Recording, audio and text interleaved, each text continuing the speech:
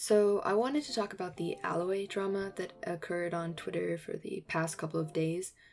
As a disclaimer, I have not played Horizon Zero Dawn yet, but I come from the perspective of someone who similarly engaged in the Abby discourse before The Last of Us Part 2 launched. And all I can say is that the gamer virgins are back on their bullshit. The Horizon Forbidden West State of Play came out, and it was met with a lot of excitement from fans. The gameplay has apparently improved, and the graphics are better. However, Aloy's model has changed marginally to account for the improved realism. We have seen this happen pretty consistently with Sony games. It happened to Ellie, it happened to Nathan Drake, so it really shouldn't be a surprise that it has also happened to Aloy. The core of the drama has resulted from this tweet saying that Aloy, among Sony's other female protagonists, is masculine and not representative of the average woman. Honestly, I'm very impressed with this guy for keeping his tweet up because that ratio is incredibly embarrassing for him. Now, there are some who agree with him, but for the most part, basically everyone on Twitter is making fun of his bullshit, as they should. But I do have a really big issue with a lot of the rhetoric that is being used with the clapbacks and responses and whatever you want to call them. The majority of them don't actually address what is so problematic about what he said. The average counter, and probably the most popular I've found to be, is somewhere along the lines of, how would Aloy have the time to put on makeup, and other variations arguing how realistic it would be for her to look like a porn star given the context of the games. The thing is, you cannot make a realistic appeal to the kind of people who make tweets like these. They don't care about realism, even if they claim to. As several people have pointed out, this breed of gamer also made an argument that Abby from The Last of Us was just simply unrealistic, and that was all. Well, from the game we know that's untrue. She had the resources to gain the muscle mass she had, and yet many still claim that she was too masculine. It's hypocritical now, sure, that they aren't prioritizing realism, but you have to understand the concept of realism is a tool to serve a greater purpose, and it will be discarded if it doesn't suit their needs, which it is now. That greater purpose is that they're gatekeeping womanhood so that they can get off. And that's why we're still having these conversations, why he still has his post up, and why the subreddit for The Last of Us 2 still shits on Abby. We can dismantle the realism all we want, but as long as non-traditionally feminine women are protagonists, they will not be phased. I tweeted about this, but I really do think that we should begin to change our rhetoric in this conversation and shift away from realism and towards two more important and lasting points. For one, makeup is not a requirement for womanhood, which this guy seems to think it is, and womanhood is not a measure of appealing to men, society, or really anyone. For the first point, we have to establish that this guy thinks that the average woman, the standard for women, is just covered in makeup. Like, this is not a little bit of makeup. This is like just fucking full-faced. It's ridiculous. I don't really think I need to tell you that women, by default, are makeup-free, but I guess this guy has never been close enough to one to figure that out. Although absurd, his point of view is rooted deeply in an actual social narrative, which is that women, to be functioning members of society, need to be wearing makeup. They need to be feminine.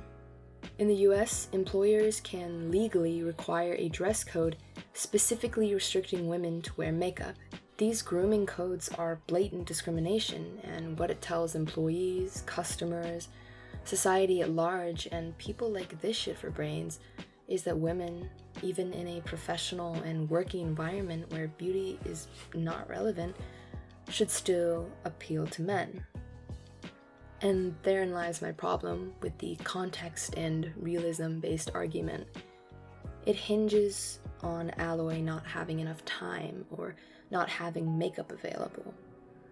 But what if she did? what if the context of Horizon Zero Dawn allowed it?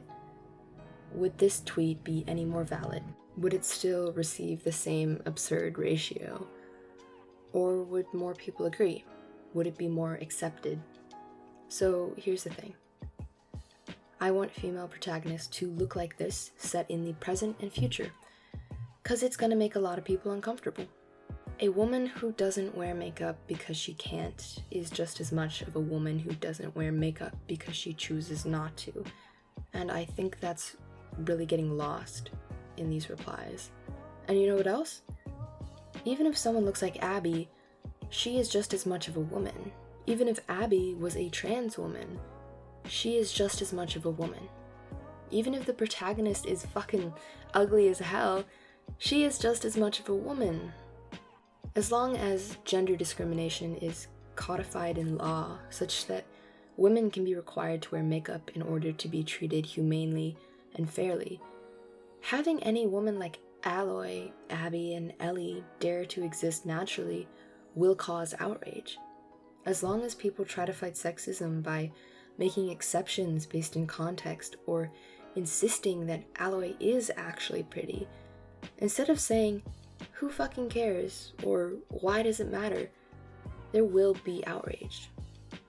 Video games, like any media, has the power to change social ideas, and this outrage is proof that they're starting to. The second point I wanted to discuss is the idea that womanhood is measured by appealing to men. We can see this in the makeup idea that I touched on earlier, and we can see this in how men, like the original poster, attempt to gatekeep womanhood when they don't find a woman attractive. You've got the whole masculine buzzword that they love to use when talking about Abby or Aloy. I talked about how professional women are treated, but we need to also talk about porn. If the majority of what you consume about women is porn, your idea of the average woman will be catered to men, as we can see with the original poster. What really stuck out to me though was this comment, saying that non-Japanese women are becoming less feminine. He could not have more explicitly said he fetishizes Asian women, which is obviously racist, creepy, and insanely dehumanizing, but it really reflects the point of view many of these guys are coming from. And that point of view is porn. Porn objectifies women. That's just a fact. Women in porn, not the actresses, but the characters they play, are not humans. We can debate the pros and cons of pornography all day, but the thing is, if the majority of your exposure to women, your chosen exposure to women, is porn, you will feel entitled to objectify every and all women you come across, especially in the media. You will view women as a means to your desires. Objectification of not just women, but girls is so normalized in our society. This stupid-ass tweet being another example of that. Every girl and woman has experience with this. I know I've been honked at multiple times for daring to wear shorts in summer. I've been followed home by a man. I've been touched, and my sisters have been through worse. I remember distinctly in elementary school, a group of boys went through the yearbook and rated all the girls.